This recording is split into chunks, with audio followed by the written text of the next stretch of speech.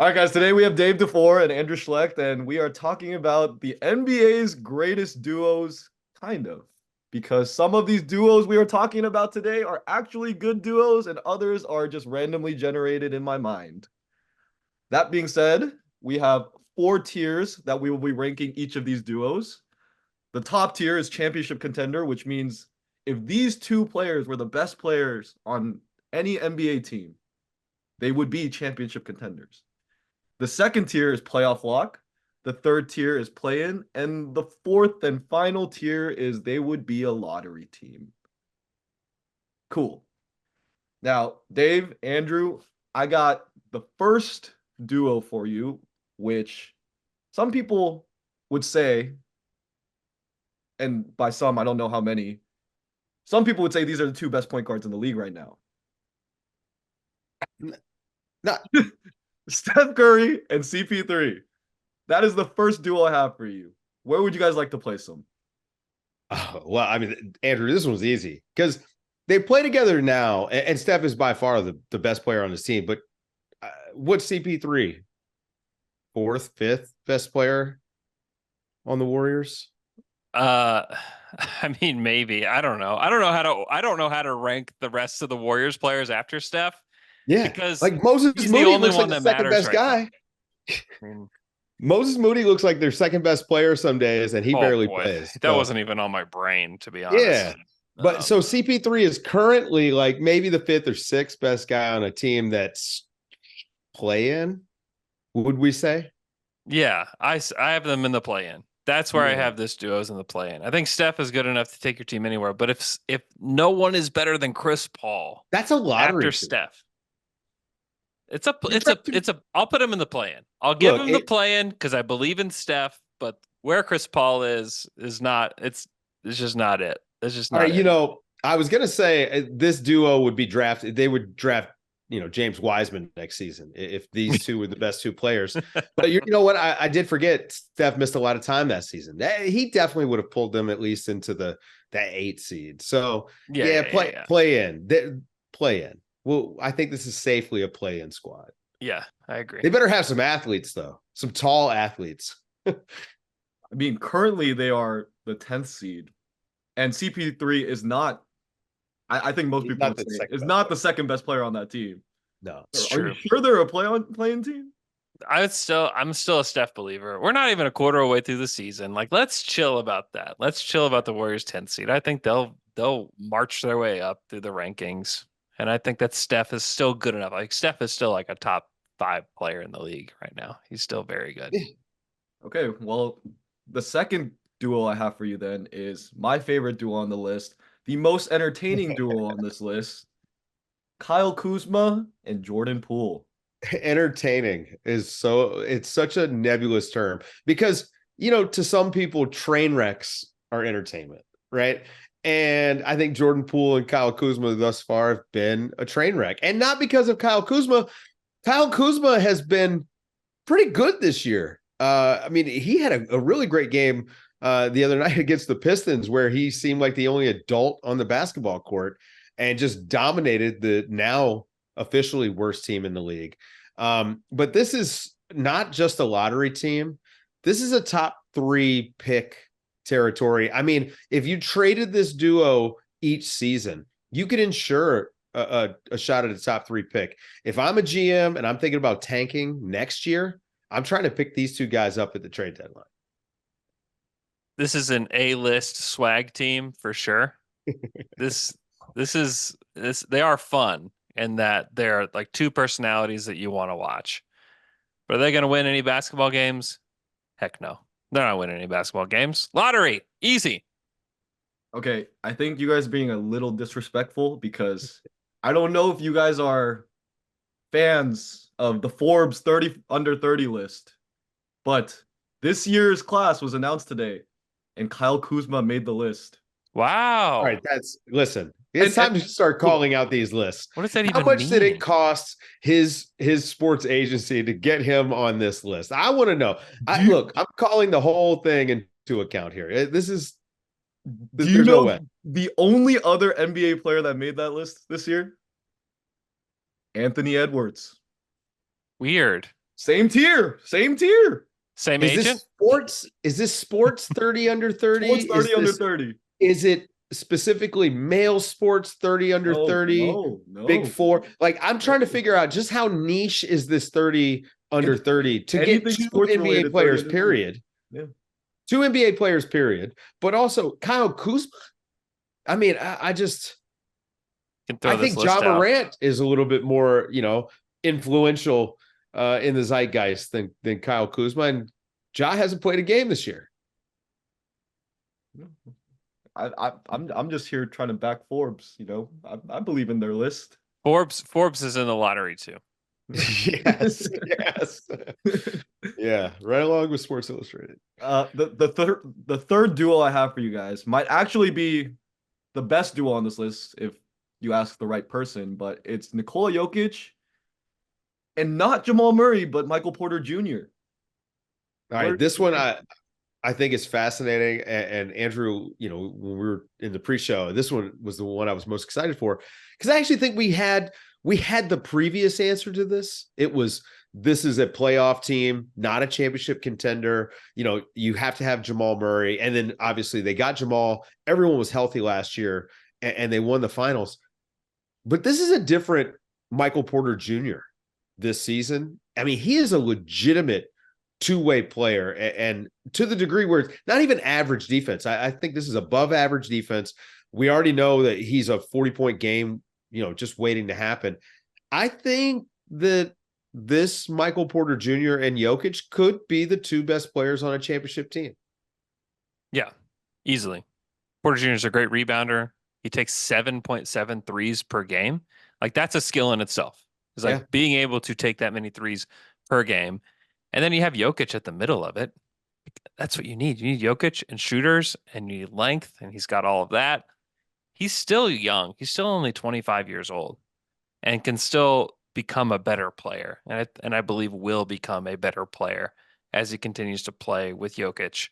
Yeah, this one's easy. Like championship contender amongst all of these duos, easily. They're the top for me. Like this is the best one. Yep. Who is the worst player that you could pair with Jokic that would still make them a championship contender? Man, it's tough. I mean, worst player is tough because like you go down the list. I mean, would it be, if you think about best player on each team, like Jeremy Grant, I don't think that's enough. Jeremy Grant and Jokic isn't enough. Zach LaVine and Jokic. I mean, that's potent offense. But is it enough defense? Man, that's a tough question. What about Tobias Harris? No. Sorry. No. No disrespect. No disrespect. But he's in that Jeremy Grant. Well, maybe even a little bit below or above Jeremy Grant. A little bit of disrespect. Just a little bit. Not a lot. Yeah, that's a tough one. That's a tough one. What about Goga? Mostly just to pull it out of thin air is the tough part. If you give me a list, if you gave me a top 100 list, I could stop. Like Desmond Bain? No. Jalen Brunson? Maybe. I think now you're getting into the maybe zone. Like just a guy who can stir the drink that much is going to create. I mean, again, the offense is without question. Like that, it comes down to the defensive end. But yeah, I think Jalen Brunson could probably be the second best player on a championship team. And we already know Jokic is the best player in the world now, 4 years running. So yeah, I think Jalen Brunson is, I mean, it's not a lock, but it's at least this is a conference finals contender. Bridges? That's Bridges? probably the worst that you could possibly. Yeah, that's probably as low as you could go. Okay. DeJounte Murray? No. Okay. DeJounte's. Listen, I'm a big fan of his game, but he's not that kind of guy. Ingram? Mikal Bridges? No, not Ingram. I think Mikal Bridges is probably the bottom line there because he's enough off the dribble, right? That offensively they can play together, work off each other, and then his amazing defense would actually pair well with Jokic. So real quickly before we move on, if we flip that question then, who is the worst player you could pair with MPJ that would make him a championship contender? Or is Jokic the only player in the NBA? I think it's Jokic. I think it's Jokic. such a unique blend of size, being the offensive hub. MPJ is a great cutter, so that works in his advantage. He's also a smart recutter, so he pops back out pretty well. They can run inverted pick and roll. If it's someone like Steph Curry, who is a top 3 or 4 player in the league, it's just not the same dynamic. Although you could say offensively, those guys running pick and pops is unguardable, but New age splash bros, man.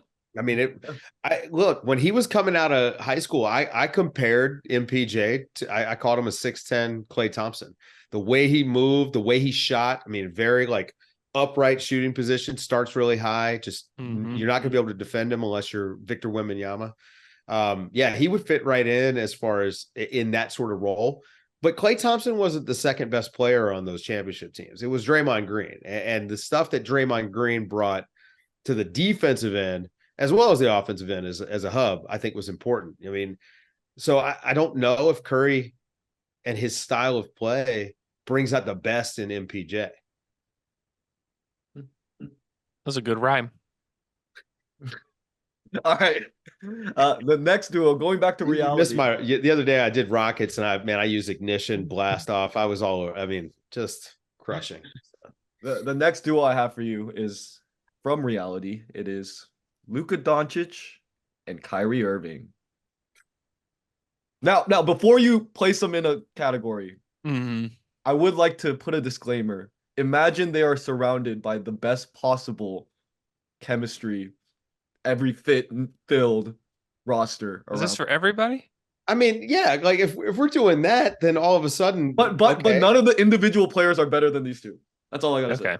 Okay, so but if they have perfect role players around 2 stars, that's a championship formula. And I think that if the Mavericks and correct me here, Andrew, if you disagree, but if the Mavericks had gotten, let's say a above average level defensive starting center who can run the rim, right?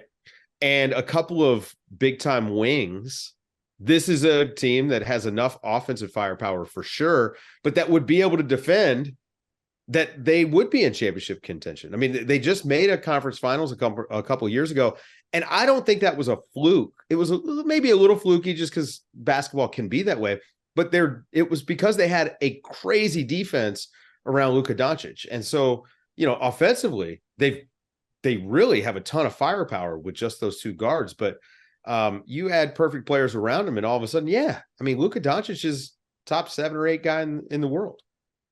Does Kyrie keep his same brain in this scenario? I think the assumption is yes. The assumption is yes.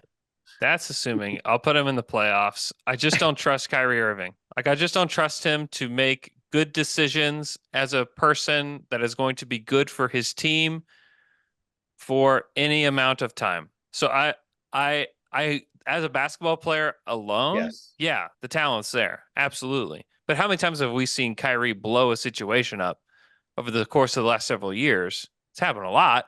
And Can we add a caveat? What if he's banned from watching YouTube videos and being on the internet in general? I mean, if we could just take his phone away, could we get the best version of Kyrie Irving? Could we keep him away from screens? Yeah.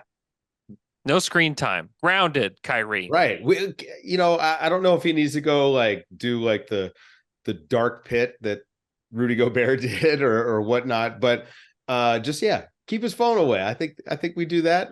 Everybody be happy. This guy won a title, and he won a title as the second best player. So in a pretty similar situation as far as offensive workload, where there's a guy who's clearly better than him. There's a pecking order. But I think I would trust Kyrie if you're in a winning situation. Winning solves a lot of crazy. It does, but that was a long time ago, Dave. That was 7 years ago. It'll be basketball players were just basketball players then, and now basketball players are podcasters and influencers. Yeah, it'd be 8 years ago that happened. That's a long time removed. That is a lifetime in the NBA. So I'm it's great that he did that 8 years ago. I almost separate that from the person that he is now. Maybe that's unfair. But just what we've seen from Kyrie in recent, and he's been good this year. It's been good. But do I trust him? Like if I were to confidently put him in the championship contender tier, I'm sorry, I don't trust it. All right, I playoffs. I mean, I think you got me convinced. If I've got to worry about the off the court stuff, I mean, he's just not a guy that you can trust. Okay, we're putting him in the playoffs. Putting him in the playoffs. The next duo then is Jason Tatum, and not his partner in crime, Jaylen Brown, but his other partner in crime, Kristaps Porzingis. I think Oh this boy. conversation is going to get interesting when we start to discuss, is Kristaps Porzingis already the second best player on the Celtics and not Jaylen Brown? Like this is really what, like, this is He's when I been saw good. this. I mean, he was amazing last year. We know that like the big issue with Porzingis has always been health. But when he's healthy, he's incredibly productive. His skill set is perfect alongside a guy like Jason Tatum. He can be a screener for him, pick and pop. He can finish at the basket. And then on the defensive end, what Jason Tatum does on the perimeter is complemented perfectly by Porzingis as a help defender with length around the basket. And I actually do think Porzingis is the second best player on the Celtics. I think they're a championship contender right now. So I put them in championship contention. What do we do about his health though? Like when it comes to this I think you have to factor it. I think you have to factor it. categorization, because he played 65 games last year for Washington. Cool, great. But he's played like 51, 43, 57, 48. I mean, it's just How many of those teams the last few years have been playoff contention, finals contention? I think that's a big difference, because with a guy, look, I mean, he's 7-1, 7-2. Aches and pains turn into injuries. This is why they're babying this calf situation or whatever's happening there. Smart move by the Celtics, because the goal is to have him healthy April, May, and June. Warms up, the weather's better. He's going to be outside more, get more sunshine, higher vitamin D content. We haven't seen Porzingis unleashed with the full titration of vitamin D. There's no way we're talking about sunshine in Boston. There's absolutely no way. Oh, you haven't been to Boston in the summer. It's beautiful. It's really beautiful. But no, I think Porzingis it's not so much because injuries are a concern, but there's also a point where he is dinged up. Is it worth it to have him out there? I mean, we know how the league operates with the injuries. If you're not an ultra competitive team, you are going to let guys sit a little bit longer and get healthier. Mm-hmm. And frankly, that's the right way to do it. You're doing better by the player and by the organization long term. So I'm hesitant to call him. I mean, he's injury prone is such a tough term, because it's not like he just pulls up lame all the time. He lands on a foot here and there. I mean, it's similar to the way KD has kind of struggled the last few years to stay healthy. Someone rolls into your knee. That's not injury prone. That's an injury happening. Yeah. And I think Porzingis gets a little bit of that too. He's not injury prone. He's just prone to injuries. That's it. He gets hurt. There's a difference. Yeah. I mean, it's not like he's running down the court and it's like, oh man, my hamstring, it's more of there's a cause there. So I don't know. I'm too much of an optimist to crap on Porzingis here. No, I like him too. I've got them in the championship contender. Yeah. Too. I just think that it's also a good duo. Like if you can have a big man that can play inside out along with like this dominant scoring force, I think like that's a recipe for contention. Yeah. And so especially if it's two guys that play like the small and the big, we've seen that throughout history of the NBA. Like those are the kinds of duos, especially if they're super high level, that can win the whole thing. So I like Jason Tatum too. I mean, he's still getting better every year too. And so I believe in that duo. I like it. I'll put them in this tier as well. The inside out game is reversible for them too. Both of those guys can score out of a post up. Both of them can hit a jumper. Lineup versatility. Yeah. It's almost as good as Markelle Fultz and Wendell Carter Jr. Moving on to the Celtics rivals, we got the Lakers. We got LeBron James, and not AD, but the player that some might argue is actually the second best player on this team right now, Austin Reeves. I mean, this is cool. This is fun. Got hillbilly Kobe and one of the best players to ever touch a basketball. It's cool. I will put them in the play-in.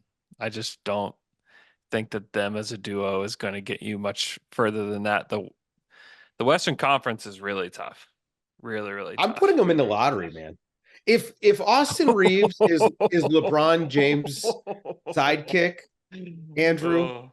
is LeBron James, he's going to play 50 games. If Yeah. that's his sidekick, True. right? True. We're going to get the passive aggressive. I mean, we're already getting it now. Yep. In the locker room after the huge loss the other night, LeBron, well, I can't speak for everybody else. Well, aren't you the leader of the team? I think, look, he's ready to hit the trade machine. LeBron James right now is he's putting together his trade sheets. He's got his salary cap Excel sheets. He is looking around the league. He's trying to figure out where he's going to send Austin Reeves. Yeah. If these two are the duo, it's not even going to be these guys. Yeah. It would be Austin Reeves being traded out for players to be named later. Mm-hmm. And so that's what I mean. I think that's a lottery hookup for sure.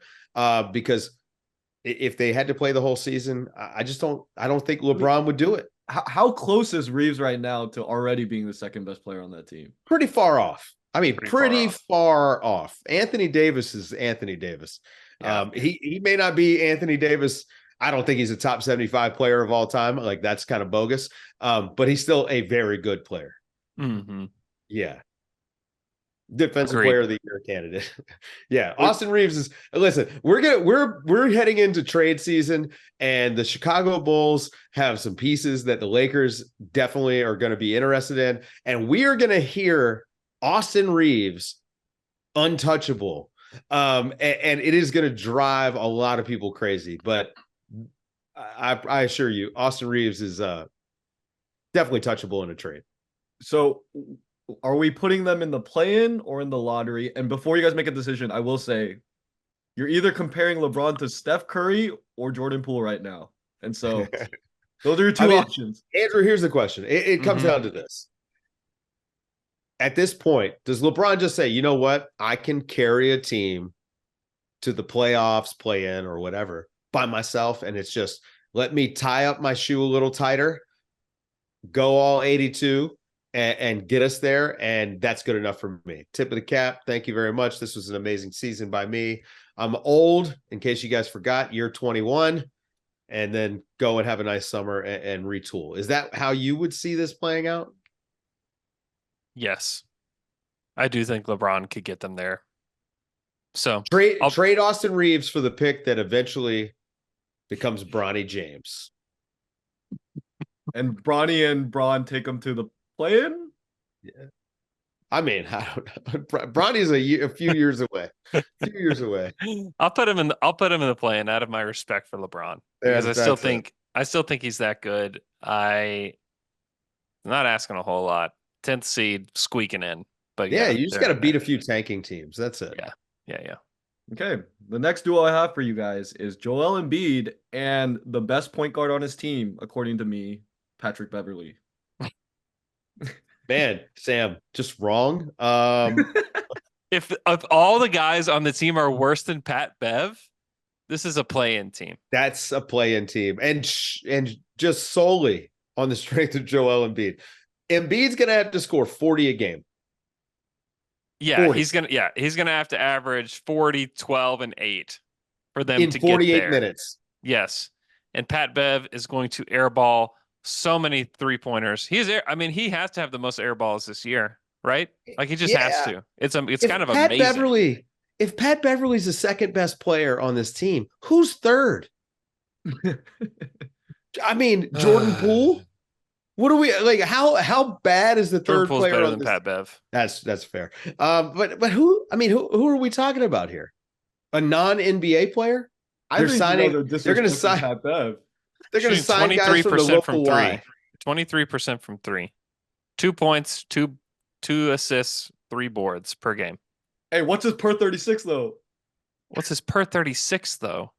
I mean, it's probably not good. I can't wait to read it. I cannot wait to read it. Okay, just hold tight. Hold tight. We'll never know what he would do in 36 minutes because he's not good enough to play 36 minutes. In 36 minutes, Patrick Beverley this season, according to basketball-reference.com, 6 points, 6 rebounds, 4 Wow. assists in 36 minutes per Hey, game.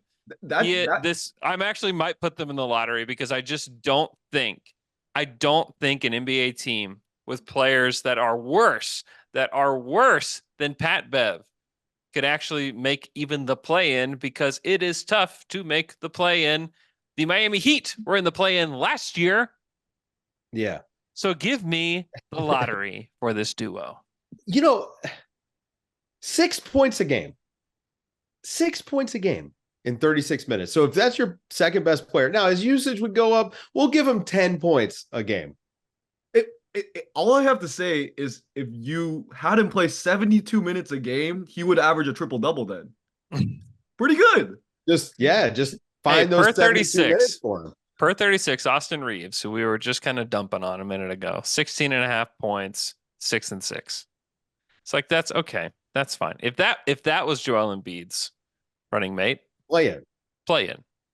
Okay, so we're moving Embiid and Pat Bev to the lottery. Lotto. Okay. Yeah. Okay. Well, we got an actual duo that's next up, and maybe it's Schleck's favorite duo, maybe it's not, but it's OKC's SGA and Chet Holmgren. This is an interesting one. They're both very Um, good. If you love the stat EPM, estimated plus minus, if you're a big dork and you love it, you might put these guys in the championship contender status because Shea is number 1 and Chet is number 6 in this stat. So if you love holistic stats, if you love being a big dork, I think you probably put this duo at the top. But I'll put them as a playoff lock. I think that similar to some of these other duos, the inside out game of those two, and like the reversible inside out game of those two, is pretty amazing. And they have been the best 2 players on the Thunder so far. They look like they're a playoff lock, but they're just too young to be a championship contender. Like, right. we revisit this in 3 seasons, maybe they are a legit championship contender. Like, that's totally possible. But for now, I think that it's unfair to put them any higher than playoff lock. I'm not sure about playoff lock. I tend to lean play in, only because while I would argue Chet is definitely has been the second best player so far this season for OKC. I don't, disagree with that at all. He's in a role that makes it seem like he's the 4th best player. So the stuff is coming to him easier. Defenses are keyed in on other guys. The scouting report hasn't gotten around on him yet. And I think he's probably shooting unsustainably hot to start the year. But that being said, I got too small of a sample size on Chet. The Shai Gilgeous-Alexander part of this, I mean, I think that guy can be the best player on a championship team today. That guy is ready. He's all NBA first team. I think his defense is really improved. And he just has a control of the game. All my question marks, they have to do with Chet. And it's not from what I've seen so far, because if he's just going to do this guy's a Hall of Famer. But if you gave Chet, if you gave Chet to Steph or LeBron, I think we'd put them as playoff locks. And if you think that Shea is that good, then I think you'd put them as a playoff lock. Playoff lock. Chet has been legitimately very good so far. Yeah. And I think they're, as close to a playoff lock as you can be today. Now we have a lot of season to play out. We don't know, injury wise or whatever, there's a lot that can happen in a season. But if they just played as the team they are today, and you just fast forward it, they're in the playoffs. And and I do think that Chet is the second best player, and it's not particularly close right now. But yeah, playoff lock. Yeah. So I'm going to ask the annoying question here. If you replace Chet in that duo with Wembanyama for this season, Mm-hmm. is that duo higher, lower, or the same as Shea and Chet? I think it's a playoff lock, not a championship contender. I think the Wemby stuff requires the context of realizing that half the time there's no one on the court to get him the ball. Mm-hmm. And Chet has the luxury of playing with some very, very good, not just high level guards like Shea Gilgeous-Alexander, but connectors, other players that just know how to throw a pass and find a guy. The Wemby situation, it's really apples and oranges as far as the situation goes. So I think that Wemby would be better in Oklahoma City today than he has been in San Antonio. I don't think anyone questions that having good players around you matters.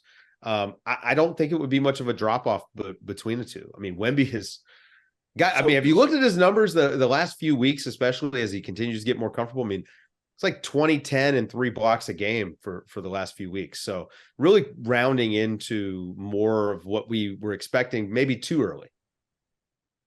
I guess the question is, who would be better on OKC right now then? Is it Chet or is it Wemby, or are they about the same? I think it's probably Chet today just because Chet is a better shooter today. And like that is like what's being required of Chet to be as good as he is that Chet is just a better shooter. Long term, I think you go with Wembanyama, but with Chet today, I just think he's a better player to be plugged in to Oklahoma City than Wemby would be today. And Yeah, I don't think that's the shooting Wemby's shooting is still projected, right? Like it's still this is a project. I mean, you go back and look, even like a couple years ago, his shot has changed a lot in the last few years, and he's just getting more and more comfortable with it. The real nice thing is that he's actually taking it, which means he makes them in practice. So it's a matter of speeding it up. Remember, Chet had a whole year to work on that jumper with one of the best shooting coaches in the world, in one of the best organizations in the world. Mm-hmm. And I think that, we have this conversation a year from now where we're probably feeling pretty strongly about Wemby. So, Okay, well then I have one last duo for you guys, and it is Victor Wembanyama and his great running mate, Jeremy Sohan. But there is a caveat to this one. Victor Wembanyama, obviously right now they are not a winning team. So to make this a little more interesting, Victor Wembanyama in this duo is everything you project Victor Wembanyama to be in his prime and current Jeremy Sohan. So where does that duo fit? Well, Jeremy Sohan is not very good right now. And in particular in the role that he's in. I mean, he's just do they get another point guard in the lineup? I guess that would be my question. You get a point guard, it just can't be better than Sohan. Sohan can't be the point guard. If Sohan could be your 4, cool. Yeah. You can deal with that, especially because Wemby can space the floor. And this peak Wemby. Now, I don't know if he needs anybody around him. Peak Wemby plays all 5 positions at the same time. I put them in Kraken, I put them in the playoffs. If he becomes what people think he can be, which is literally one of the best basketball players to ever play the game. And I actually kind of like Jeremy Sohan. I just think that he's not being put in the right position. Similar to like what Scotty Barnes was last year. Right. Like Scotty was not good last year for the Raptors. No. But is awesome this year. And part of it is that they put him in uncomfortable situations for an entire season. It expanded his game and he grew through it. And now I think the same hope is for Sohan to do the same thing. You know the guy I wish Sohan would want to be like? Ron Artest. Yeah. If he could just be Ron Artest, and by the way, Ron Artest, big time scorer. People forget this stuff, right? Yeah. Big time scorer, huge body, strong guy. I mean, Sohan has good defensive instincts. I think he can be a good scorer. The shooting and passing and dribbling stuff, I don't know. But if he can just catch and go, attack, figure out the jumper, that guy is a good enough athlete and has proven to be a smart enough player. I mean, his IQ really has gotten him a long way. I think that would be a great arc for him, in his career. But this point guard thing it's tainting, honestly, it's tainting his value a little bit. Like people were it's another thing to poke holes in when really it's an experimental season. I mean, if we come out of this year and people are saying, "Oh, Jeremy Sohan, this guy's not like a real prospect," I think that'd be the wrong thing to take away from it. Mm-hmm. Yeah. Yeah. Are you just giving the Ron Artest take because they both dyed their hair? No. I actually didn't even think about that. Well, It is a part of it, though. I think that, man, your head goes more to Rodman. I forgot that Dave doesn't have to think about hair on a daily basis. It's true. Yeah, that's right. That's right. True. One less decision to make, buddy. Well, there we go. We have a lot of decisions we made today, and let us know in the comments which of them were correct. They are all correct because it's Dave and Andrew, and they're always correct. Thank you guys for watching.